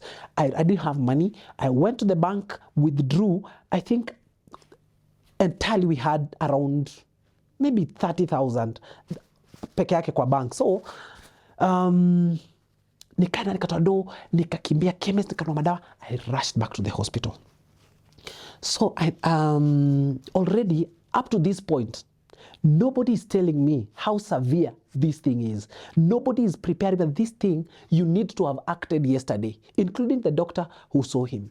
So my mom now is almost like, you know, she's not making a lot of movements, but she's trying to say something to me. I don't know what she was saying, but I knew, no, my mom atakufia hapa. And what I need to do, the only way I could save her, ni nimtoe hapa. So nikakimbia, told them, you know what, I want to discharge my mom. Nikakimbia, I paid, it was about 1,000 or something, nikalipa. So ikakuwa, now I need to get a wheelchair. I looked for a wheelchair for a good number of minutes. There was no wheelchair. Nikaenda down, nikapata wheelchair. Because now we had to move her from the bed to my car. You know, ndio nimkimbize Kisii town. So I came back, and so when I came back, my mom was not moving. So I went and told the doctor, please come, please check on her. So they came, they tried the CPR thing, and I knew she's gone, but I didn't believe it. So I went downstairs.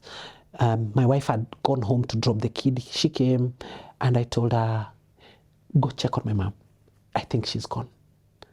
So I went back up, and so when we went back up, my wife broke down, and so I found my mom had been removed from the bed, amewekwa kando, and there's that thing here, and I knew, you know, I had lost her. And I sat with her. I held her hand and wondered why she did that. Like, I'm here, like, nimekam, you know, nimekam. She needed to hold a bit longer, you know. As a child, you don't want to see that. I held her hand, like, what have you done to me? Mom, what have you done to me? I'm here. We have gone through a lot. This is my moment, you know. This is the moment I want to give back to you.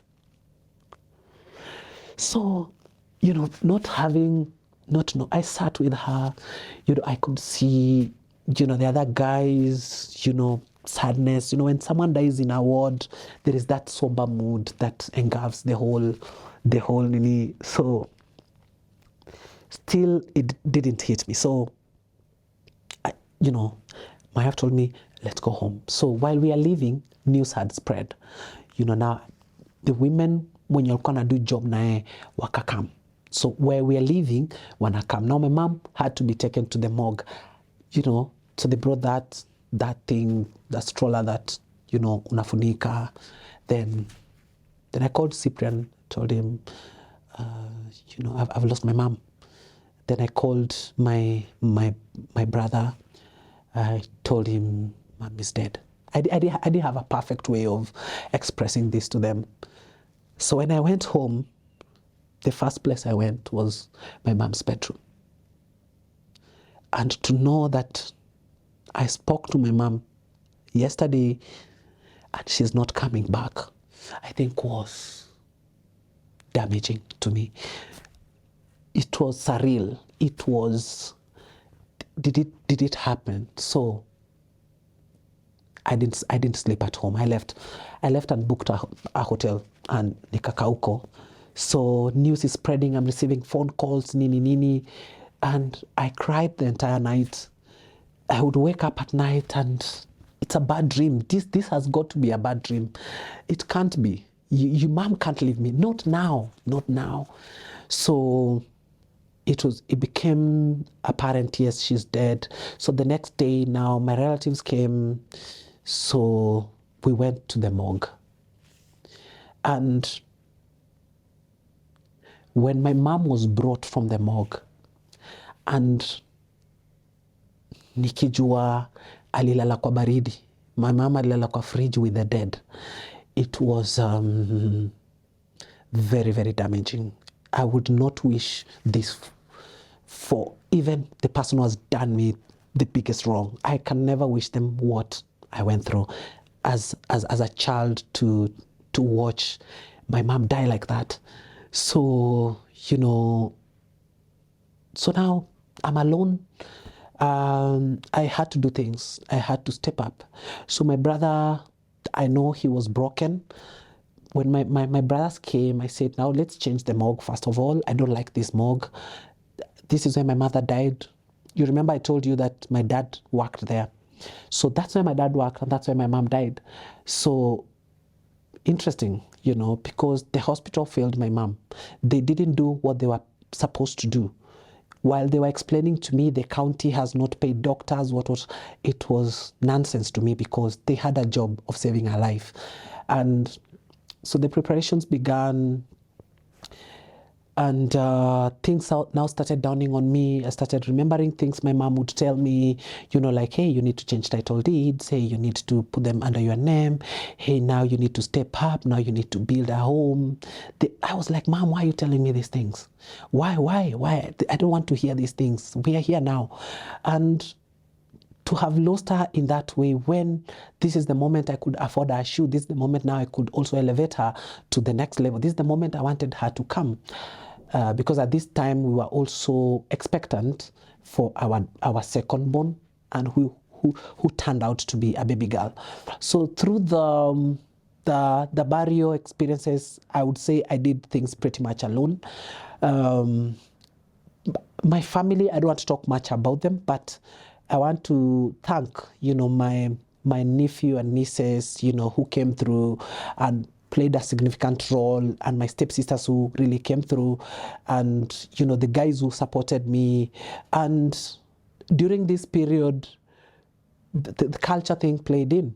So my mom, apparently, dowry has not been paid, so I had to pay dowry, for my mom to be buried, and all those things which were culture. I had to step up.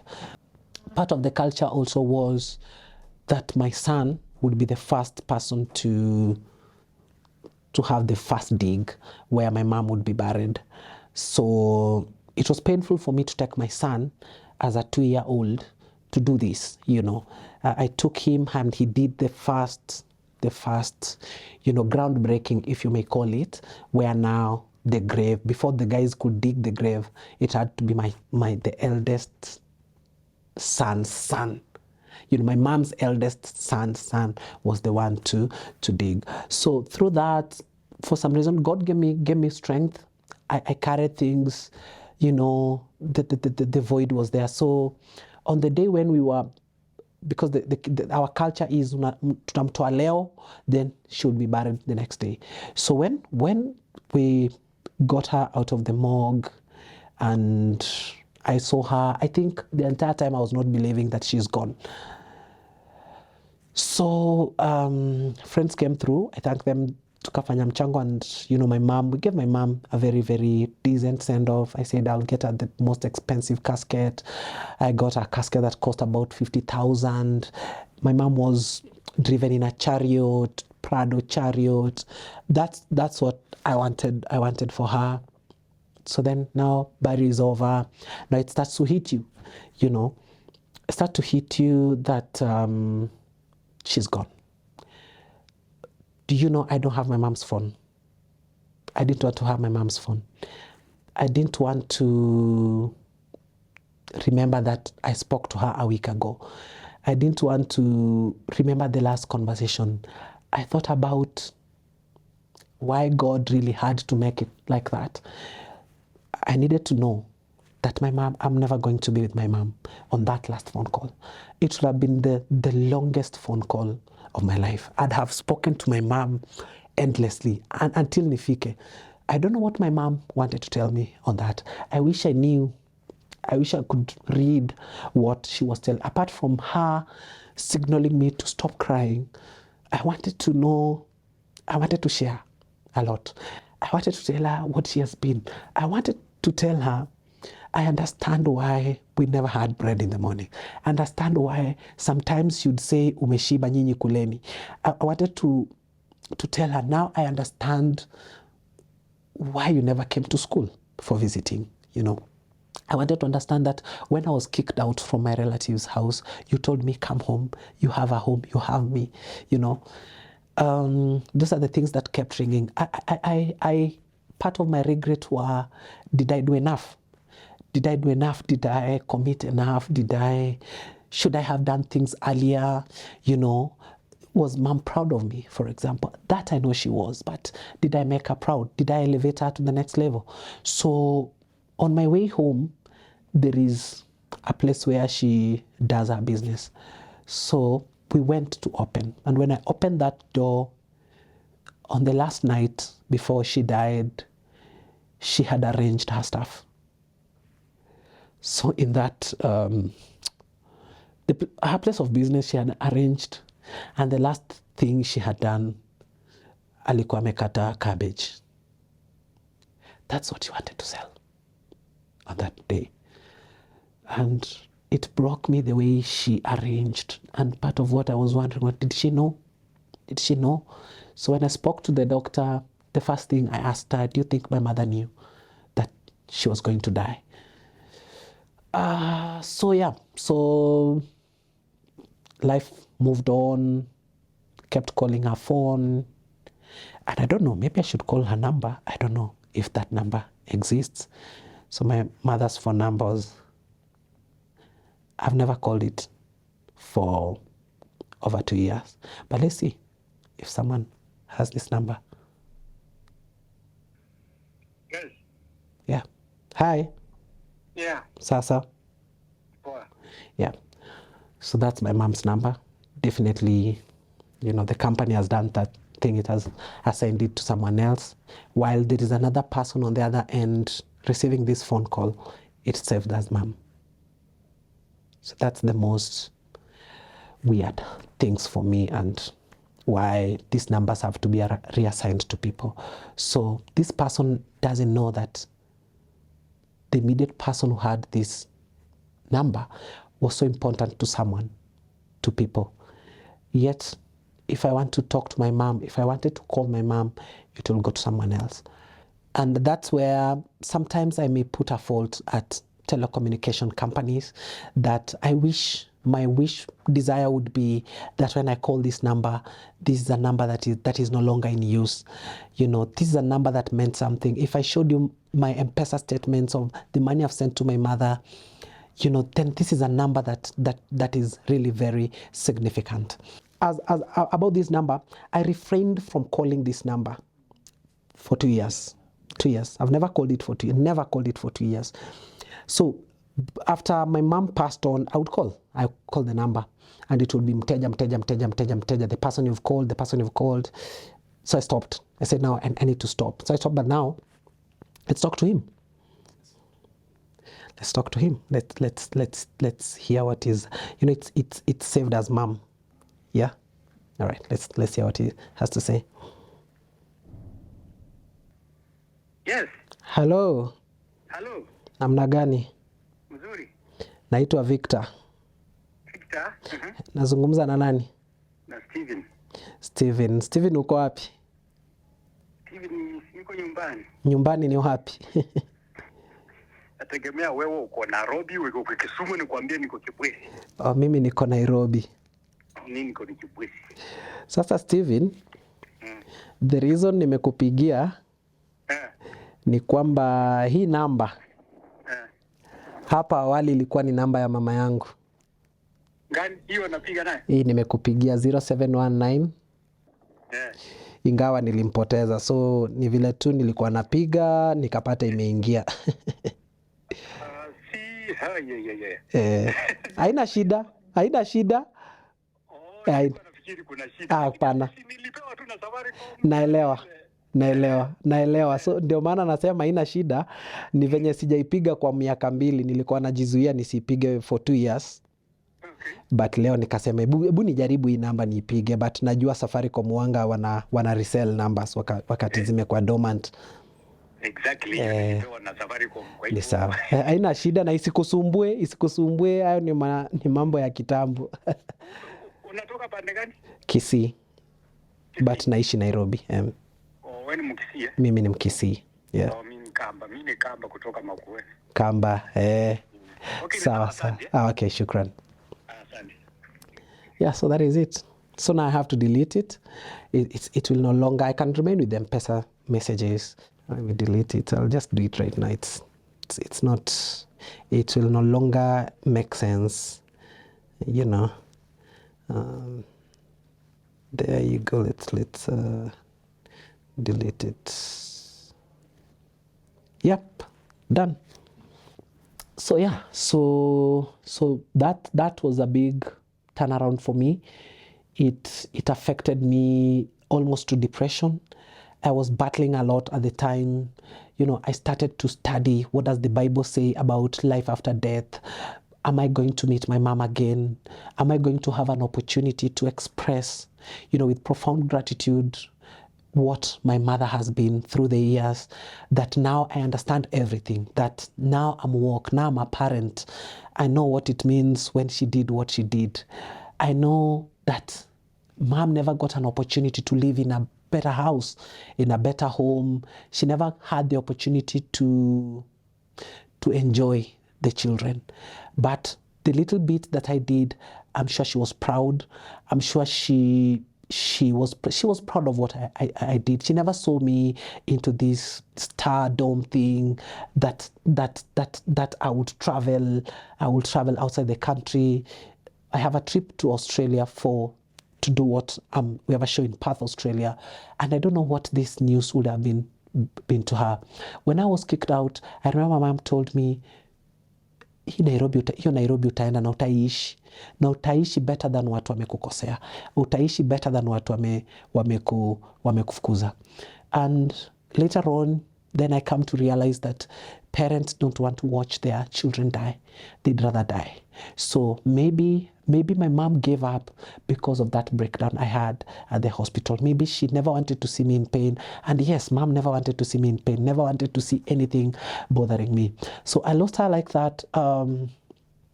Sadly, when, you know, things were beginning to look up, and, you know, may she rest in peace. Maybe a time will come, we will reconnect. I want to give her the longest hug. I want God to give us an opportunity to maintain this relationship, that of mother and son. I want to tell her the things I've done. I want to tell her that I gave birth to a daughter who is as beautiful as she was. And well, when my mom had rested on that, her facials there was a bit of a relaxed face. It wasn't of pain. She was in pain, but the face didn't portray someone who was in pain. It was a relaxed moment. And so that was really a turnaround, but overall, it's been a blessing, you know. Even in death, I still remember her, you know. Never healed. You never heal from death. And yes, people may tell you, be strong, be what, you never heal. And now is when the impact of that kind of death hits you. There's no moment I would travel to Kisii. Mom would call me hadi naona ni kama ananibodha. Umefika wapi? Mtakula managu? Mtakula nini? Avocado? She knew I loved avocado. So every other time I went home, mom would have an avocado. She would go out of her way to make sure there's an avocado. So the first time I traveled after my mom's death, it was the most cold moment. There is no one to call me, you know, umefika wapi? I'm going home to nothing, you know. I'm going home to a grave. So I did a video that went viral when I went to my mom's grave. And it's Christmas, and I thought about what this means to people. Most people are going home to their moms. Most people are going home to families. Mothers are going to welcome their kids home. I was going home to a grave. You know, I was going home to a person who's already dead. But there's one thing I know for sure, my mom is in heaven.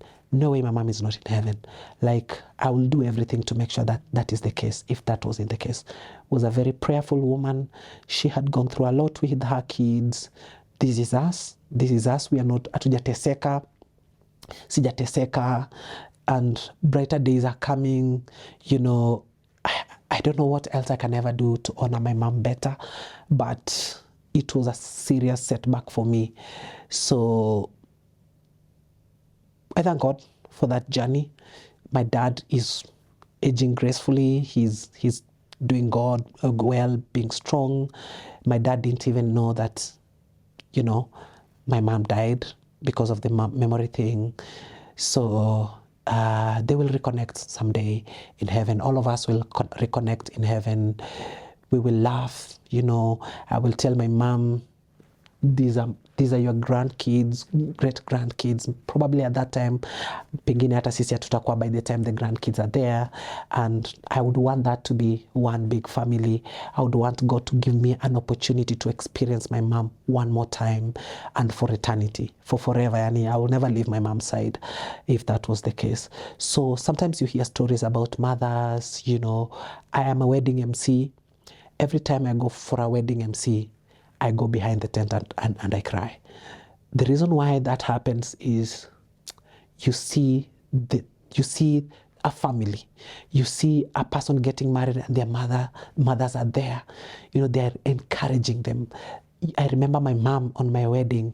I look at that picture, she was super excited. So you look at that, you look at how families are, mothers are present, you see how beautiful really that is. Always, if people are keen enough and they see me on a wedding, I'm seeing a wedding, there's especially when there's speech from family, I withdraw. Yes, I'm doing my job, but I withdraw a bit. There's a moment where I withdraw because now I experience someone having the motherly love and I don't have it. And really, such is life. We push on, and maybe it's time to delete the number because, you know, this is my mom's number. There's someone else on the other side. So yeah, so that is it. But overall, I thank God that, you know, we've grown a brand. I wish she was around. I wish she stuck around a bit longer so that now she can see that even if I never made her proud in terms of academics, I was never on the newspaper because I scored an A. I'm in the newspaper because I'm making a difference. I'm happy that my mom sat in my car. I've driven my mom. Drive, things she was proud about. My mom became a local celebrity. People were telling her, you don't know what your son is doing. Your son is doing great things. Ndia wako TV, ndia wako kwa gazeti. That made her proud. She would call me and she's like, everybody's talking about you. And that made me proud. Wherever she is, you know, may God keep her. May God really accept her in heaven. She was a great mom. She never deserved to die. But as they say, God calls the best to him. He did that. And I don't know what happens when they die. I don't know if they get to watch us. I don't know if we get to connect with them. After my mom's death, I kept dreaming that tuko na yeye, you know, tumefanya vitu pamoja. Then you wake up, it was just a dream. But thankfully, thank God that God has been faithful, that my background never defined where I was going. That yes, there are people who are privileged but ended up badly in life. I've had to help at a time when some kids were told, don't play with those guys, musicheze na wale watoto, wale wanatoka familia umaskini, amuko the same class. Some of them have had to help. You know, they've gone to drugs and they've looked up to me. You know, unaenda home unapata ni walevi nini. But I wish their parents knew better. I wish they would encourage their kids not to despise people who are coming up. I'm not where I want to be. I want to be the world's greatest. Maybe that is going to happen as I'm serving my time, you know, on earth. I want my prayer would be that on the day I exit, you know, the first person I meet is my mom. That's how beautiful it is. But now as a parent also, you want to stay longer, because I have 2 beautiful kids that I want to see grow. My daughter has exactly my mom's color. My son and my daughter are different. My son is a bit dark, well, lighter than me, but dark. But my daughter is as brown as my mother was. Even her skin tone, exactly as my mother. My mother was brown. Mamangu alikuwa brown. So mimi ni dark. My mom was brown. So that's exactly how my daughter is. I wanted to name my daughter after my mom, but also I felt that was selfish. And it's okay for anybody to name their kids after their parents. But for me, the mom was a personal entity with me. My daughter has never had an opportunity to interact with my mom, now who is the grandmom now. So I thought that giving her that title maybe would be unfair in terms of, let me call her in the system within which I wanted to call my children. My son is Reina Gianni, my daughter is Reila Giovanna. So that's how RG. They have of Italian origin, but they have a significant message that connects with me. So I never wanted to, but I see everything from my mom in her. And maybe something I learned from that was that whatever you want to do it now. You see, the moments when I would say, nataka nijenge mom, I should have done that. Yes, I may not have had the money, but I should have done the intention. I should have had the intention or shown her the intention. The things I wanted. Ile Nairobi, when I said I want to bring you to Nairobi, I should have done it that time. Maybe she could be here. But also I learned that when it's happening, when death is striking, there is nothing you can do to stop it. I thought about the many times I was stopped on the road. I thought about the many times I got someone and I said, can I take a rest? It was designed so that I cannot make it in time to save my mom. Her time was that, and I'm happy that I'm the last person she saw. She carried the memories with her, that when her soul was departing at that moment when I'm helter-skelter to save her, I don't know what her last thought was, but maybe her last words were, I'm proud of you. I'm proud of you. I'm happy you came. I'm happy I've seen you. You are all I wanted to see. And now I'm going home. I'm going home where there would be no pain. I know the world has accepted you. Go conquer the world. And I'm conquering it. So we thank God. We thank God that, we are where we are. I think even when we lose people, we lose them with blessings, But for a mother, nobody should lose a mother. Nobody should lose a mother. Nobody should lose a mother. It has a significant impact in your growing. Sometimes you don't know what you tell your children, Maybe they go to school, they're being told about their shows and gukas, and you really don't know. But I made sure that my son knows about shosho. So when I show him the picture of my mom, he tells you that's shosho. I'm privileged. I have a shosho on the other side. So I actually have a great grandmother from my wife's side. So it's still okay, who now I regard as my mother. And also my daughter now becomes my sister, becomes my mother. So she has all those responsibilities. Now that I never had a sister, blood sister, now she carries all those things all together. So, but God is faithful. We are here, we are pushing on. I don't know, maybe I want to fulfill the dream of building her a home, even if she's not going to be there. Just beside her grave, I want to build a nice home for her and maybe put pictures of her in the house, the pictures, the memories we shared together at the time when, we were walking enough to be able to have taken pictures, or the moments we shared together, build a nice home and now say it is done. That's the moment I say it is done now. I have fulfilled what I really wanted to fulfill in your house. If I were crazy enough, I don't want to be crazy enough and say, I wanted to buy my mama a car someday, then I buy a car, niende nifunge huko nieke simiti. I know that's crazy things to do. But as for a home, once, you stabilize, maisha bado inaenda mbio, yes, I know I need to, but at the right time, you know, when things are maisha pia kukimbizi sana, then I fulfill that. When I do that, I want to build a very nice home, and if she's watching, maybe she's going to be happy that now this is where she would have been, you know, if she were alive. I really wanted her to get to that old age where now sasa mumekaa mnachapa meno imeisha, you know. That's what every child dreads for the parent. But you know, we are here, we thank God. Mkisii as a brand has grown. I have to speak about it. It has grown. We thank God that now we are doing shows. People are washakubali, you know, talent. We are moving with it.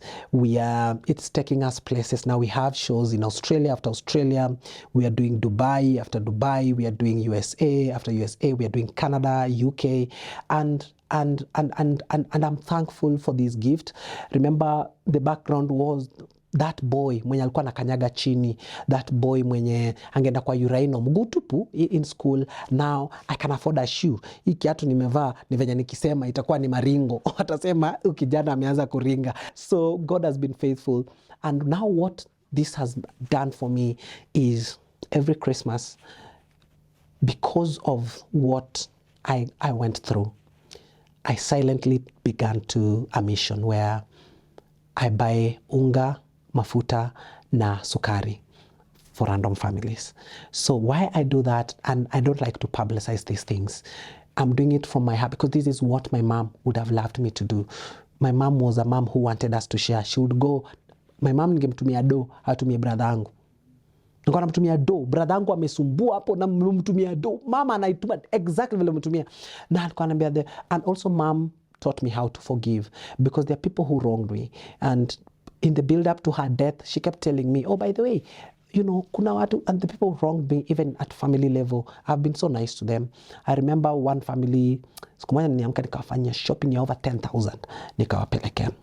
Imagine someone who has kicked you out because utamaliza chakula. Then you do that. So I did that. I said, I took to them, and my mom told me, that is who I want you to be. Just forget about what happened. Yes, they did this to you. Yes, at that point, they never they never saw you as a person who adds any value to the society, to anything. You know, you are not top of your class, but forgive them.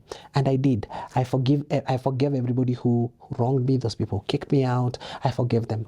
But now I'm still struggling to, you know, I have my own struggles, which are, you know, that thing you remember like, at this point, I wish you were there for me, but wherever I can, I help, and I'll support them. My family, my extended family, I'm dear to them. So even my dad now that he is the way he is, I can no longer, that I can never gift him.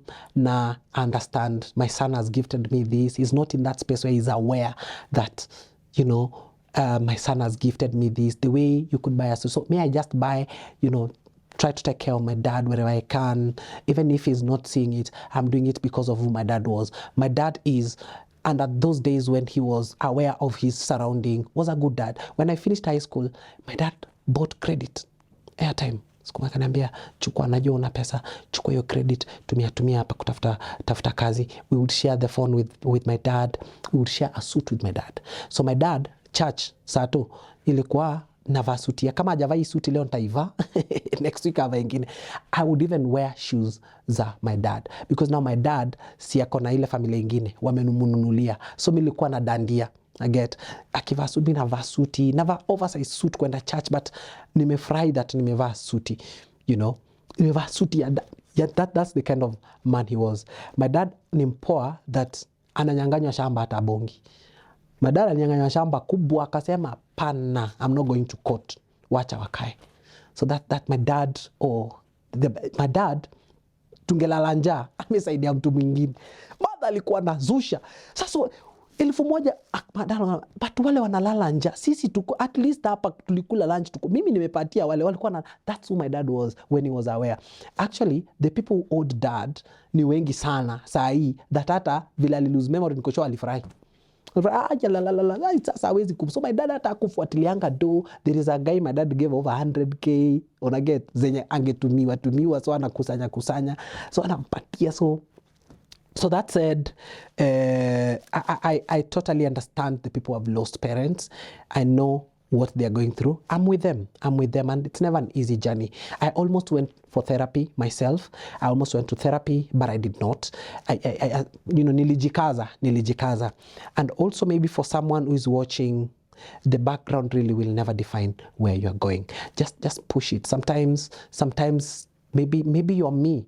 You're that kid who doesn't have shoes. You're that kid who kitabu inaisha, unaandika mbele. You combine 2 subjects in 1 book because you cannot afford an extra book. You are that kid. Then the future is bright. If this is where I came from, if I'm a person who has been kicked out by relatives, if I'm a person who has had to come to Nairobi and back without a job, the people who have come to Nairobi, ameishi na kono, then the future is bright. You can make it. And maybe for the young people who are going to watch, now the society has changed. There are people who no longer respect their parents and everything. Respect them. Because the moment when they leave, the moment when they exit the stage, it will hit you hard.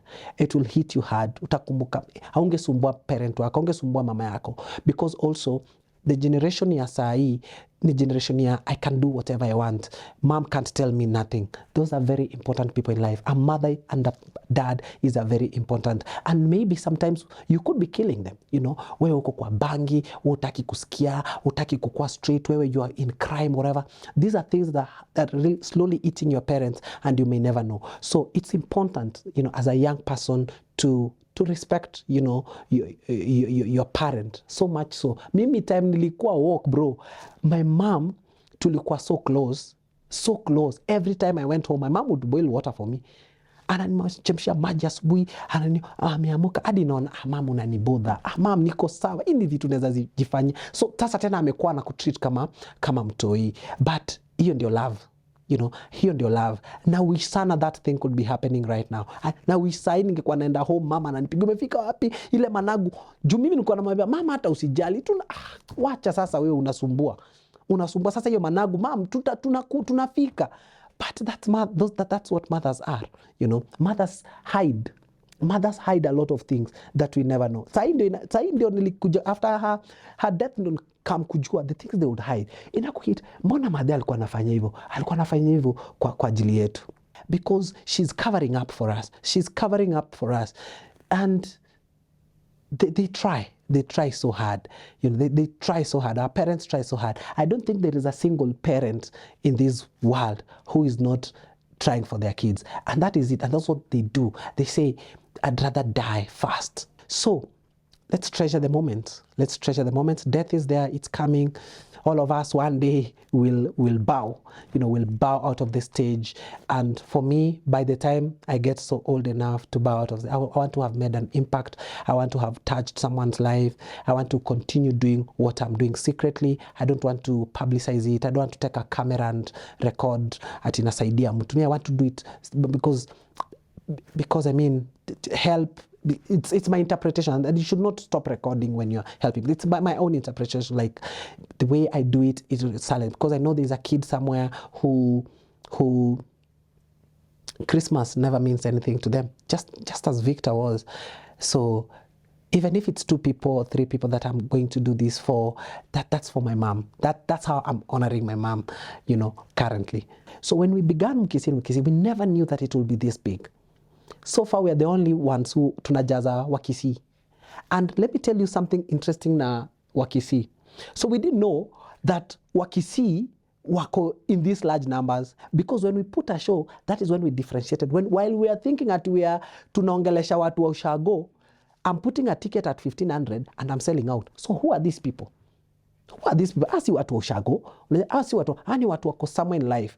To have been recognized internationally at the people in Australia saying we want you guys to come and perform here is a big deal. So really, even for a person who is watching, think global, act local, so that while you're pushing your brand on mbele and prayers work. Sisi tumeomba, we are prayerful. I'm a prayerful man.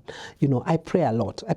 Even for the things we do, even the fact that atuko pali tunataka, because we are still, but now Mkisii, even we've made it national. Now, everybody knows us because now tumeblend Kisii na Kiswahili na Kizungu hapa. So people wanaanza kuwajua. People beyond territory ya Kisii. And that is really what we wanted. Like the show we are doing in Perth, Australia.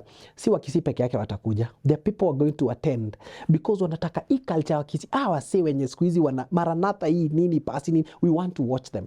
And that's what, is important, that hii kitu kidogo unaona ni loko. God ashaiona ahead of you. Wewe ukiingia kwa job as an office secretary, God ashaiona beyond you. Wewe wakati ulikuwa unaanza hii shared moment, I think I can imagine how you were discouraged the first time. Jumepata views 2 yako na ya bibi yako. You get? Ama yako na rafiki yako mewaforce ndio wakaingia wakasubscribe. But look at you now. So God amplified that small thing that you have. And it becomes a big thing. It has become a big brand. You never saw it like that. There is no way you foresaw. There is no way you are clever enough, smart and wise enough to say, mimi after 2 years, nitakuwa na silver. Nitakuwa na YouTube surpassing 100. Do you know how people struggle to get to 100,000 subscribers? Ourselves, sisi hata hatujafika 100. Can you imagine? So what is the irony there?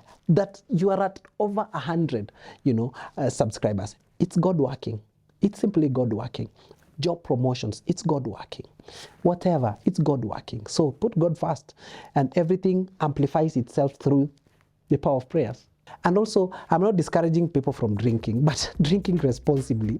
That's all. Hiyo ndio kazi ya watu wengi na matalanta zao. I don't want to mention names, but pombe is a killer, especially in our industry. So lazima ukue focused na wachana na vitu zingine. That's the only way.